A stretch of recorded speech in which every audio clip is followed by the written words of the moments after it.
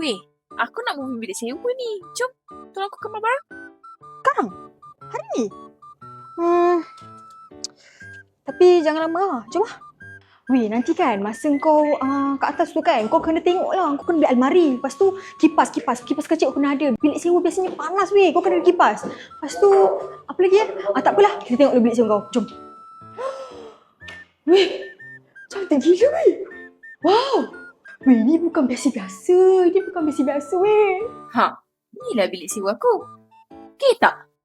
Weh, ni kalau bilik sewa macam ni, tak payah aku tolong pun tak apa weh. Kau dah boleh susun sendiri, dah semua dah komplit ni weh. Weh, ni kalau dah katil komplit siap macam ni, siap bantal, siap komforter ni, kau tak payah buat apa-apa. Kau tinggal campak bantal busuk kau je settle. Weh, bagusnya bilik sewa kau ni.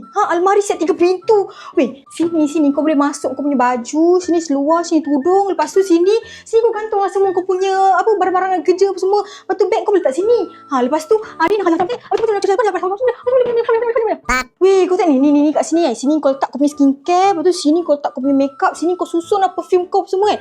Tapi ada sini kau biarlah kosong. Nanti senang kau nak work from home kan. Kau kerja kat sini. Lepas tu atas sini kau boleh lah letak kau punya lilian ke apa ke suka hati kau lah. Weh, yang kipas tadi aku tarik balik. Kau tak bagi tahu aku yang bilik kau ni ada aircon. Ini dah lebih dari cukup dah ni. Kau dah takkan panas seumur hidup ni. Kau ada aircon weh, kau ada aircon. Weh, cantik lah bilik sewa kau. Aku nak cuba.